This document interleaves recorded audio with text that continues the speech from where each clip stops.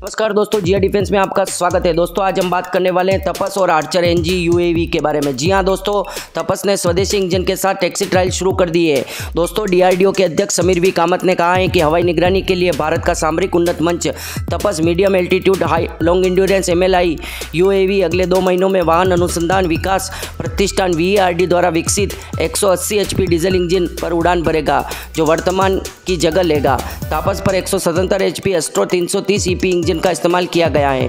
दोस्तों arrow India 2023 में बताया गया है कि तपस प्रोटोटाइप में से एक को पहले ही स्वदेशी 180 HP डीजल इंजन के साथ एकीकृत किया जा चुका है और तपस ने धीमी और तेज टैक्सी ट्रायल पूरे कर लिए हैं। दोस्तों विकसित 180 HP डीजल इंजन के एक स्थापित कॉन्फ़िगरेशन में केवल 270 किलोग्राम वजन का होता है, जिसे एक निजी क्षेत्र की कंपनी JM ऑटोमोटिव के साथ साझेदारी में विकसित किया गया है, जो मौजूदा सिद्ध ऑटोमोटिव इंजनों को विमान डीजल इंजनों में परिवर्तित करने में माहिर है। CVRD द्वारा तपस के नए संस्करण के एक स्वदेशी उच्च शक्ति वाले 220 HP डीजल इंजन पर भी काम कर रहा है, जिसका उपयोग आर्चर एनजी के वेपनाइज में मेल UAV पर किया जाएगा। दोस्तों जो आर्चर एनजी जो UAV बनाया जा रहा है उसके लिए जो ज़्यादा हाई पावर का इंजन उपयोग किया जा रहा है। पहले दोस्तों तपस में 180 HP के इंजन का उपयोग किया जा रहा है। दोस्तों अब 220 HP के इंजन का उपयोग किया जाएगा, तो 40 HP ज़्यादा पावर देगा। उसके कारण हम पेलोड भी ज़्यादा ले जा सकते हैं। उसमें 4 हार्ड पॉइंट होंगे दोस्तों आर्चर UAV में। आप सोच रहे होंगे तपस ड्रोन फिर क्या काम आएगा। तपस ड्रोन दोस्तों केवल निगरानी, टोई और सर्विलेंस के काम ही आएगा। वो कोई वेपनाइज्ड वर्जन नहीं होगा, वो पूरी तरह से केवल सर्विलेंस वर्जन होगा। केवल उसको सर्विलेंस में काम में लिया जाएगा और भी कई तरह के काम में लिया जा सकता है तपस ड्रोन को। और दोस्तों ये बहुत बड़ी तपस ड्रोन के में विकसित करने में बहुत बड़ी भारत की ये नाकामी है, पर दोस्तों इससे सीखने को बहुत कुछ मिला हमारे साइंटिस्टों को।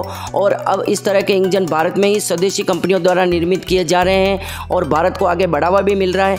दोस्तों कल ही हमारे मिसाइल परीक्षण किया गया था सुपरसोनिक क्रूज मिसाइल का, उसमें हमारे माणिक इंजन का उपयोग किया गया था। तो दोस्तों उस माणिक इंजन को अब ड्रोन में भी उपयोग किया जाएगा, ताकि ज़्यादा से ज़्यादा ड्रोन स्वदेशी हो और पूरी तरह से वेपनाइज्ड वर्जन को तैयार किया जा सके। तो सशस्त्र तपस उड़ान भरने में विफल होने के बाद आर्चर एनजी का जन्म हुआ।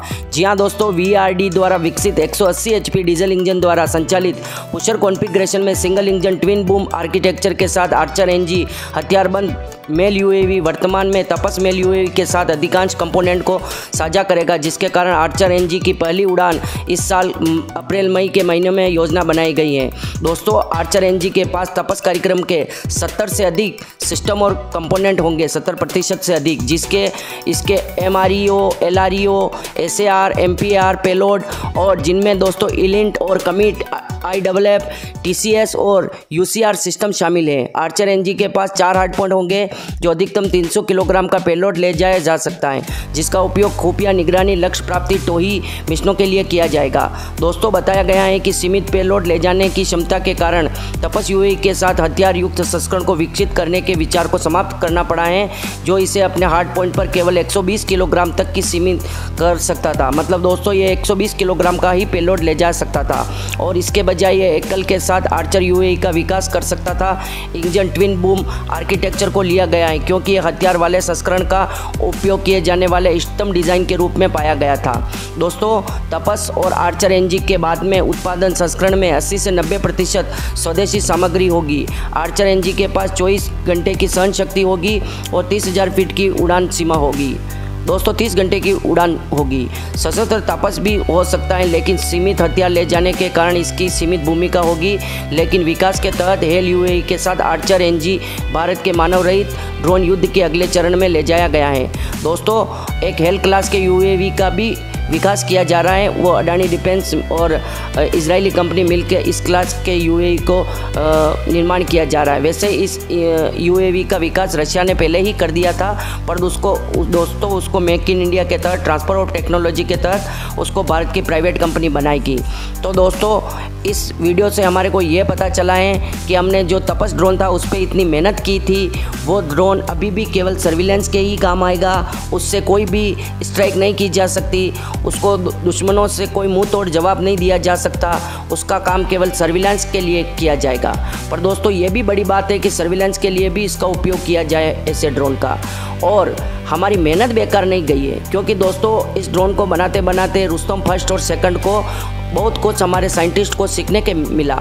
इससे दोस्तों वो हेल क्लास के 2-3 यूएवी पर काम कर रहे हैं। एक दोस्तों आर्चर एनजी पर काम कर रहे हैं, एक हेल क्लास का यूएवी वो भी ट्विल बूम टाइप का है, और दोस्तों और एक अडानी कंपनी जो विकसित कर रही है हर्मिस 900, वो भी हेल क्लास का यूएवी है।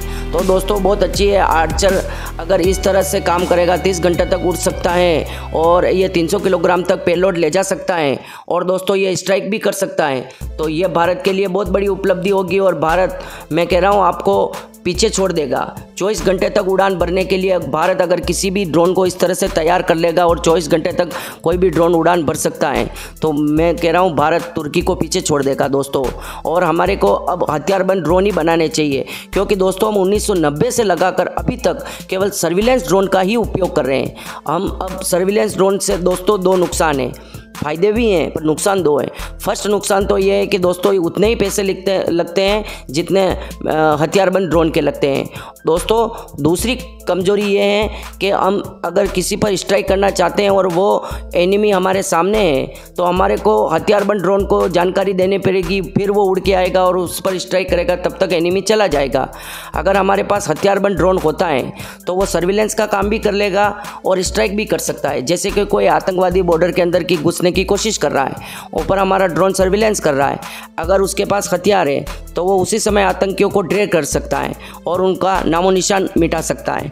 तो दोस्तों अब भारत की प्राइवेट कंपनियां, भारत की सरकारी कंपनियां और जो विदेशी कंपनियां हैं वो भी ट्रांसफ़र ऑफ टेक्नोलॉजी के तहत भारत की इतनी मदद की जा रही है। तो मुझे लगता है कि सरकार को भी कुछ ज़्यादा पैसे खर्च करके मेल क्लास के ड्रोन पे, जो कि दोस्तों वेपनाइज्ड ड्रोन पर थोड़ा पैसा खर्च करें, इस तरह के ड्रोन को विकसित करने में और ज़्यादा सहयोग करें, ताकि भारत हर क्षेत्र में आगे बढ़ रहा है तो ड्रोन के क्षेत्र में भी आगे बढ़े और इन सभी देशों को पीछे छोड़ दें।